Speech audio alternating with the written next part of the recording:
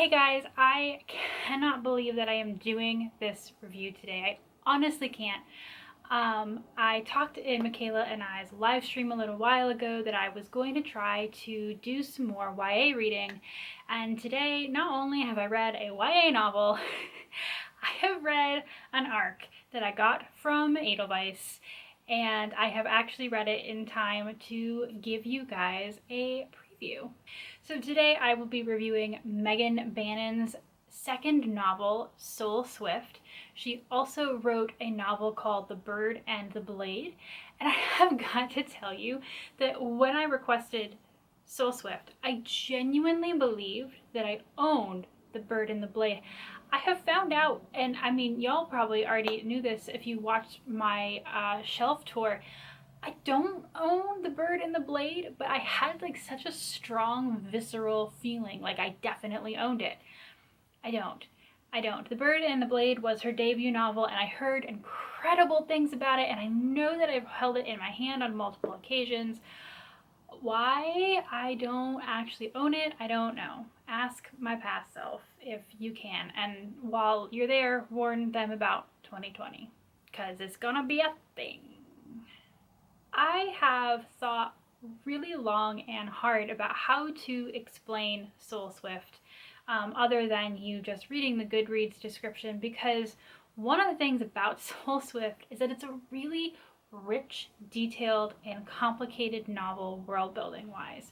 So I'll try to make this as easy as I can.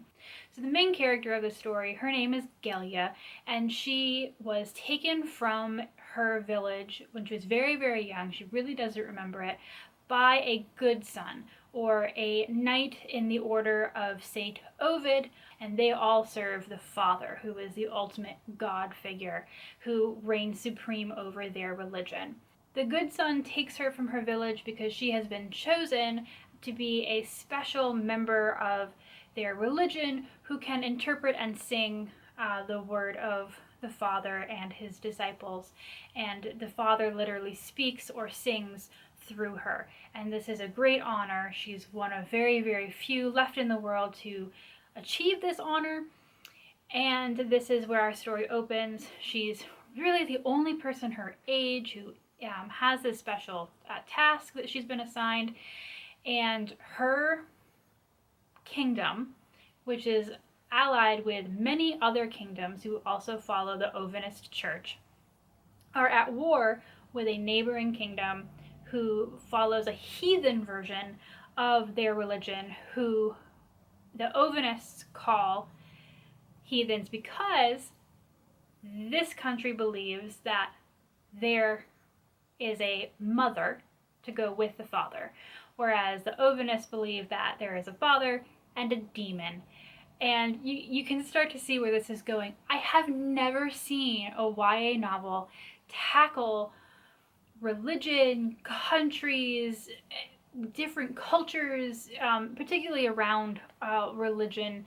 Race doesn't come up too much, but just have this esoteric, like philosophical, like battle of wills between two religions that clearly spring from the same seed. This is a pun intended, and come out two very, very different ways.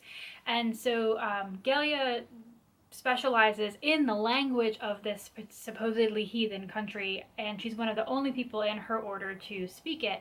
And when the Council of Kings and of these countries all come together, they have captured one of these heathen soldiers, and they bring Galia in to translate. And this goes awry very, very quickly, and Galia is forced to escape with the heathen traitor soldier boy, whose name is Topic. And it all goes on from there. Galia becomes the vessel of what she thinks is the demon and what Topic thinks is the mother. And so they're both finding out that both of their religions, they don't know the whole truth, but neither is everything they know a lie. It just kind of feels like that. And I can't go into any more without spoilers, but again, I mean, I really thought, I saw some other reviews where they were like, yeah, the religion thing is really heavy. And so I was like, oh, I'm ready. Especially the beginning. The beginning felt very, very explanatory, very, very info dumpy. And I was like, oh boy, I mean, if this keeps going, I don't know quite what I'm going to do with this.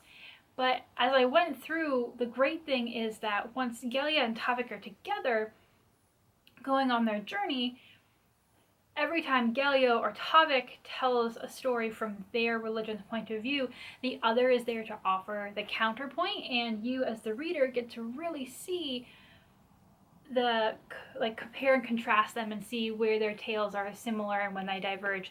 And so for me, that's something that's really interesting to me, and it's just done so well. I really, I wish I could give you details, but I can't because that would be a spoiler.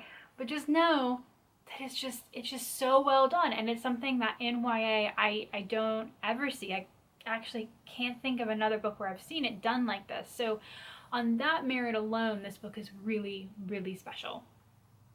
The other thing that is amazing about this book is the relationship between Galia and Topic.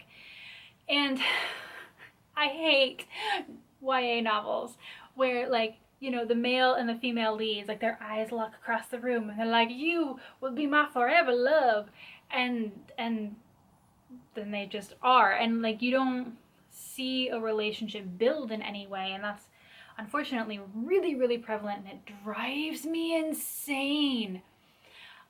That is not what this novel is. This novel is one of the more beautiful examples where a friendship, like, they go from, like, not knowing if they can trust each other to being friends to being people who truly care about the other person.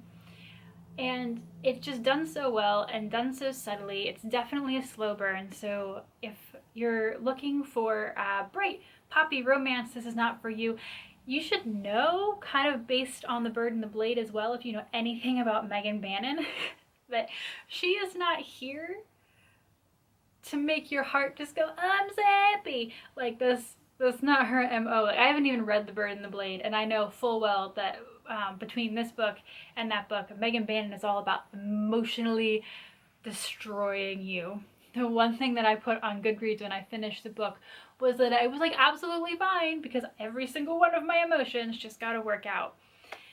So you might get the idea that this book is gonna come for your heart, and it absolutely is. You know, I am a firm believer that not every story that I read has to be like tied up in a bow with a happily ever after at the end. Like, I sometimes enjoy books that just leave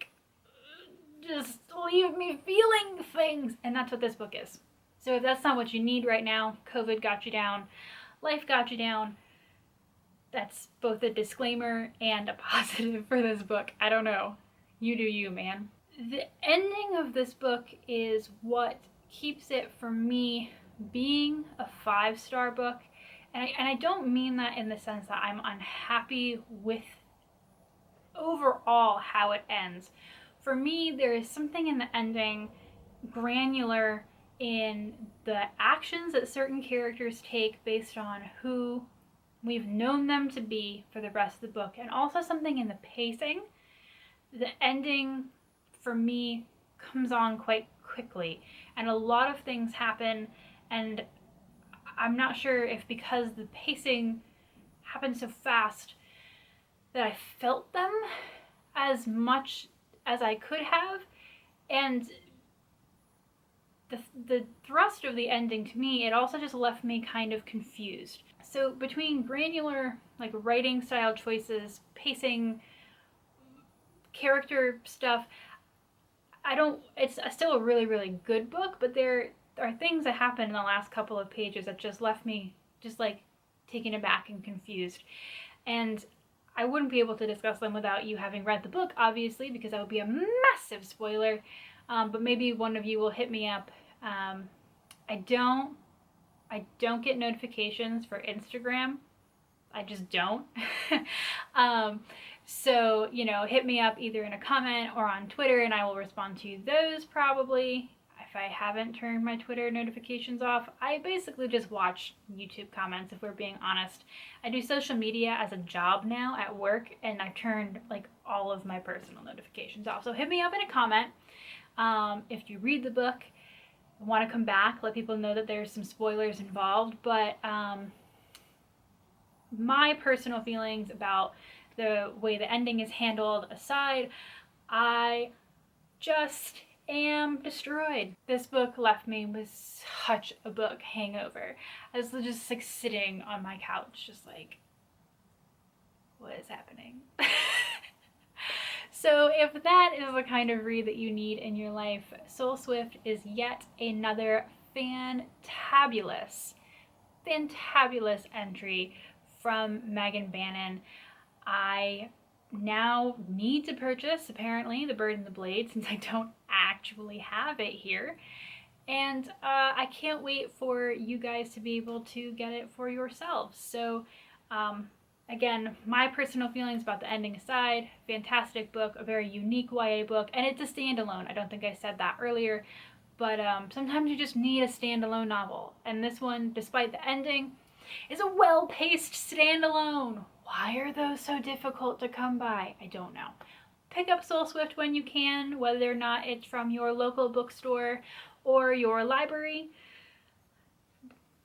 Enjoy having your emotions ripped from your body. Have fun!